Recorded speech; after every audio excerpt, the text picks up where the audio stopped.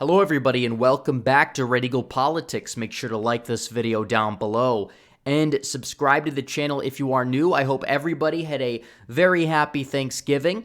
And now it is Black Friday. It is time to get back in the swing of things, and you guys can get the bargain of a good prediction video here today. So we did the Senate prediction earlier in the week, the prediction blitz. Now we're going to be completing it today on the governorships. I will be doing House predictions when redistricting fully finalizes. That's probably going to happen early next year or so. We're going to get back into the House predictions because we haven't done them in well over a year because we really couldn't do them because we don't know how the maps are going to look like. So either way, we're going to get into this. We're going to predict the governorships. We had two governors elections earlier in the month. Virginia flipping, surprisingly going Republican. New Jersey almost flipping. Democrats should be worried about 2022. Biden's approval rating is in the gutter, and it doesn't really show any signs of turning around at this rate, especially with the economy the way that it is with the inflation. And currently Republicans are slated to have a fairly big midterm wave, even one comparable to 1994 and 2010. So I do want to get into this, but first I have to tell you guys about my very good friends over at My Patriot Supply. Do you guys feel uncertain about the future, especially with the holidays upon us? You're wondering, is there anything you can do to protect yourself and your family from unexpected food shortages? Because there is.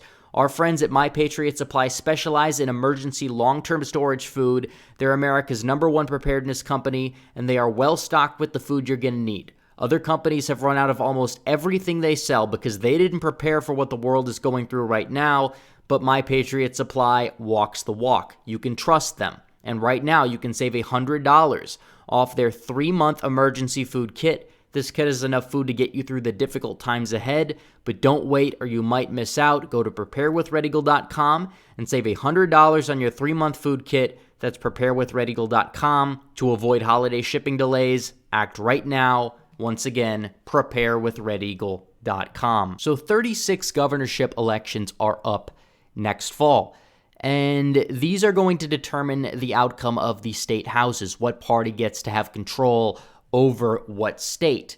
Obviously, we know that this is important when it comes to things like election integrity measures, when it comes to things like the mandates. Obviously, Republican governors typically are going to be more lax on the mandates, but not always, because you have a lot of these Republican governors who are awful, many who need to be primaried and many who will be primaried. We look at Ohio, Idaho, maybe even Alabama, and some of these other states where primary challengers seem to be doing fairly well in the early polling and may have Trump's endorsement. So it is really going to be interesting, and we're not entirely sure who the nominees are going to be as of right now, but we do have an idea of how these things are going to go. So without further ado, I wanted to start out. We could fill out the states that are probably going to be safe Democrat no matter what first. We could start off with California.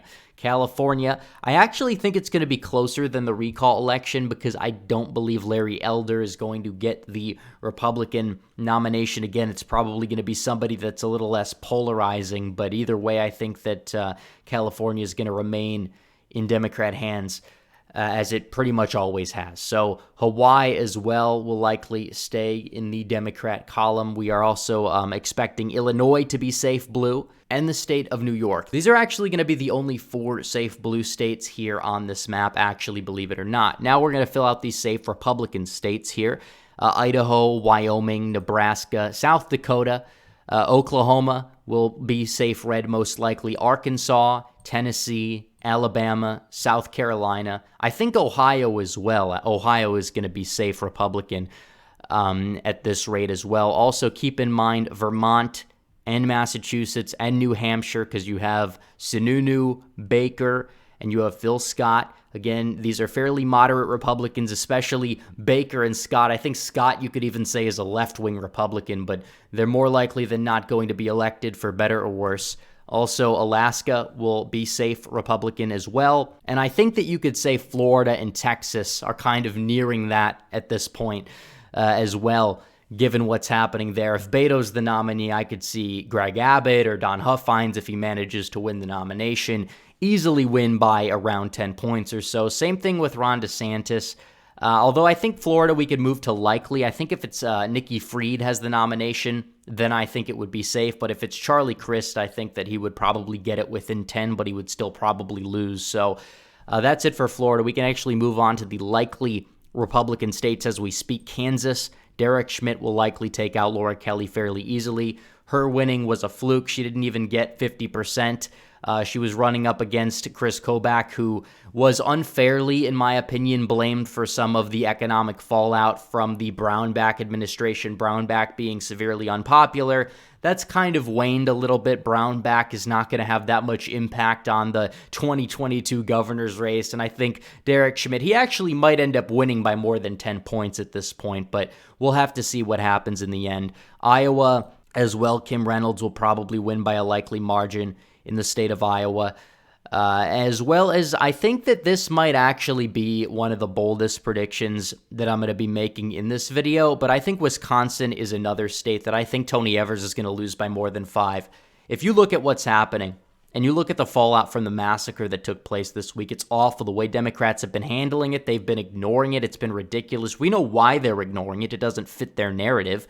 And just the fallout from how they handled the Rittenhouse verdict. I think that the traditionally Democrat areas that voted for Trump, those voters are not going to come out for Tony Evers in any capacity, for one. For two, the guy's not very popular, hasn't gotten a whole lot done to begin with. It's a red wave environment. Wisconsin's trending hard to the right. Yeah, I think that it doesn't really matter who's going to be the Republican nominee. I think Republicans are going to take the state by 5+ points. Hopefully Sean Duffy decides to run. If not, I don't know what's going to happen. Probably it's going to be Kleefisch, but either way, her messaging so far has been fairly solid. She's going to get decently high turnout. So either way, I think the state's going to flip. So Democrats are probably likely going to win Oregon by a likely margin, close to 10 points. Same thing with Rhode Island and Connecticut. These states could actually end up being by more than 10 points at the end of the day, but there's just so much that we don't know. And typically Republicans will have a surprise in a state like Connecticut or a state like Oregon. Even as we saw in 2018, these states were pretty close. So Maryland as well. Maryland, I'll put likely Democrat. Obviously, it's currently a Republican-held seat. I believe you have Larry Hogan's lieutenant governor running for governor, although Trump endorsed the more right-wing candidate who will probably lose by a wider margin because it's Maryland, and Maryland is a pretty awful state in my opinion, at least the Democrat areas. I like the Panhandle, by the way, but I think that Maryland is going to stay in Democrat hands. So 27-14 right here. So we have a few states that I think we're going to fill in right now that are going to be a little bit closer. So I think Georgia's going to be a lean Republican state. I think the way the national environment is moving, you see a lot of suburban reversion, even if it is temporary. I think that that would be enough in the Atlanta area to make Georgia elect Herschel Walker to the Senate, and it would be enough to elect Georgia a Republican governor. David Perdue may end up primarying Brian Kemp. But either way, especially if Abrams is the nominee, I think that Republicans are going to be united no matter what. But I'm rooting for David Perdue in Georgia to win the nomination. He was in the wrong place at the wrong time in 2021. He actually wasn't really a bad senator, but he was in a really bad place at a really bad time. And it ended up costing him his seat, mainly thanks to Mitch McConnell and the way that Georgia Republicans handled the post-election process, in my opinion. But either way, I think that David Perdue, he's not really the worst candidate. I mean, we know Vernon Jones had a lot of scandals in his closet that are now starting to come out, and his approval rating is dipping significantly. So we'll see what happens on that front, but I think Georgia's going to stay red either way. So now we move over to the state of Arizona.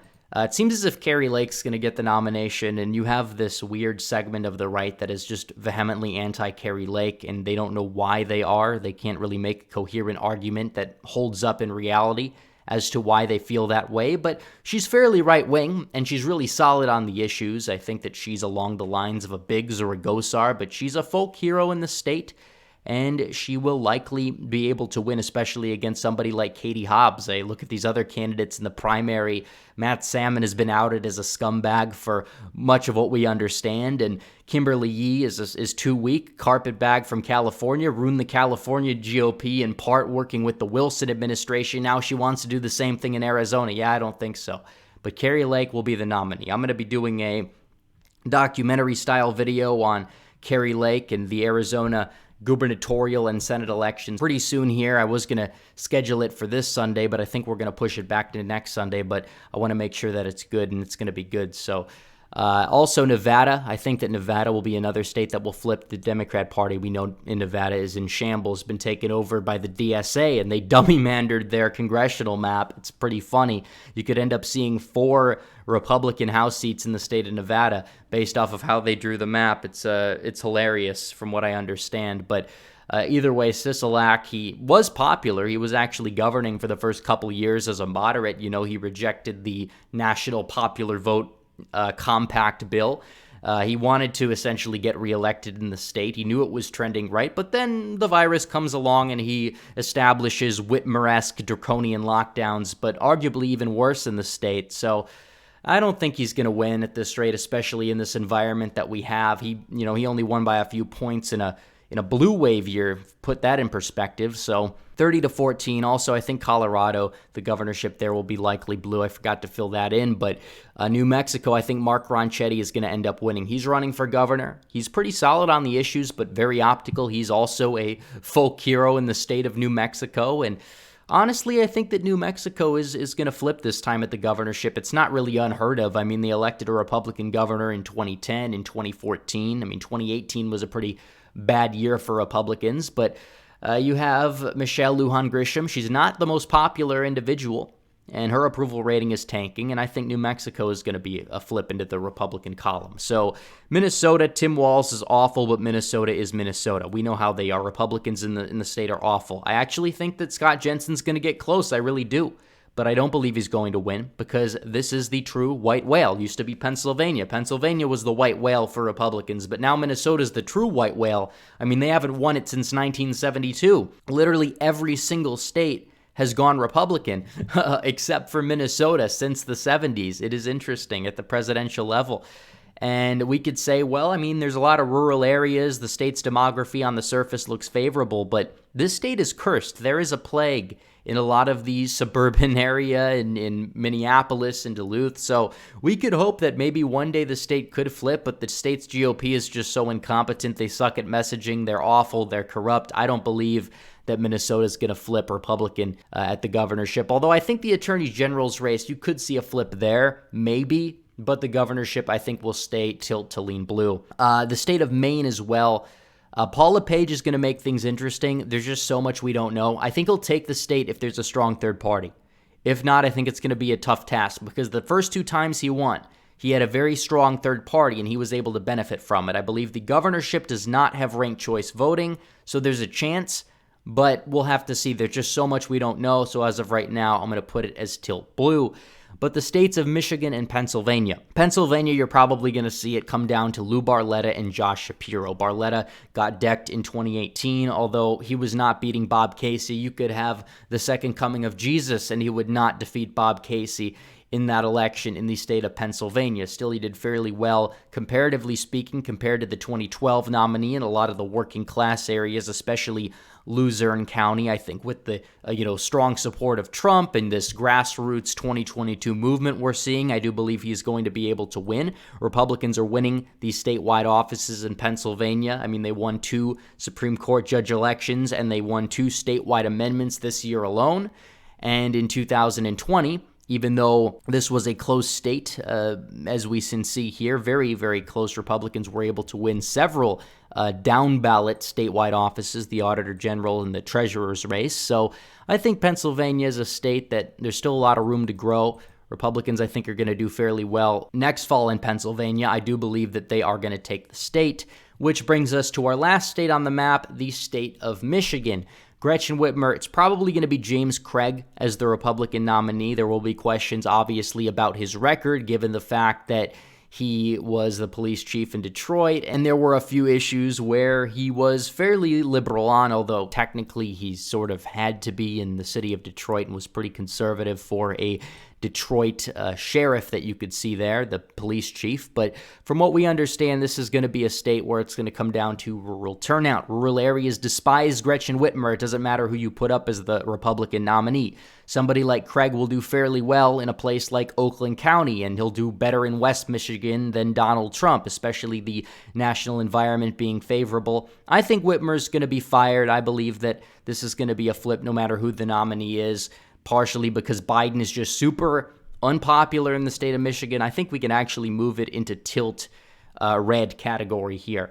So 33-17, Republicans are going to gain a few governorships here. They already gained Virginia this year. They'll probably gain a few next fall, and the fall after that, I think they'll end up flipping Kentucky and Louisiana back Republican. So they're going to have 35 governorships going into the 2024 election. It's very interesting. But either way, guys, thank you for watching this video. Make sure you like this video down below. Let me know if you disagree. Comment down below and subscribe to the channel. Hit the bell for notifications so you never miss another video. Follow me on social media. The links are all in the description down below. As always, guys, thanks for watching. Red Eagle, out.